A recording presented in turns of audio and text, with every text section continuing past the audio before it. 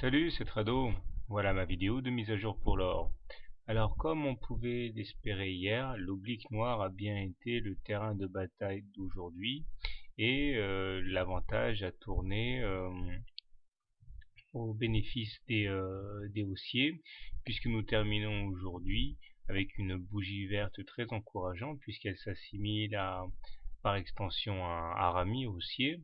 Bon, c'est sûr que la bougie descend plus bas, mais on a coutume de dire que seuls les corps comptent, et la bougie d'aujourd'hui est bien comprise à l'intérieur de la bougie d'hier. Donc nous avons une sorte de harami haussier qui vient quelque part confirmer les divergences haussières que nous avions sur le momentum et le stochastique, puisque des plus bas avaient été inscrits sur les cours, mais pas sur les indicateurs en question. Bon, les indicateurs restent dégradés puisque nous avons un MACD qui est sous son signal et un momentum qui demeure négatif, mais il est clair qu'il y a un signal intéressant à prendre en considération. Alors bien sûr, on n'est pas tiré d'affaire puisque la moyenne mobile à 20 séances et à 7 séances sont toutes les deux décroissantes, ce qui signifie qu'elles vont venir taper les cours par le haut. Il faudra voir si on trouve la force de lutter contre ça. Mais un petit coup d'œil aux hebdos montre que nous avons effectivement un point d'entrée assez intéressant, puisqu'en hebdo, nous sommes bien toujours en tendance haussière avec une bougie au-dessus de la moyenne mobile à 20 séances, elle-même croissante. Donc ça peut être intéressant.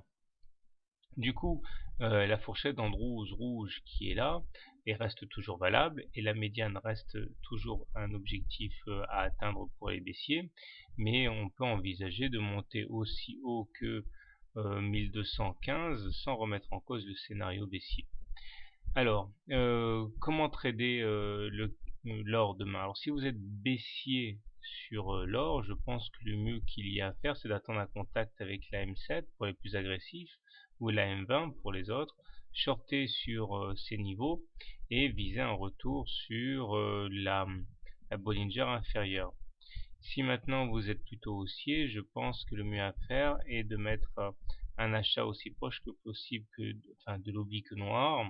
Objectif M7 puis M20, stop loss en cas des dépassements des plus bas d'aujourd'hui ou en cas de clôture sous l'oblique noir.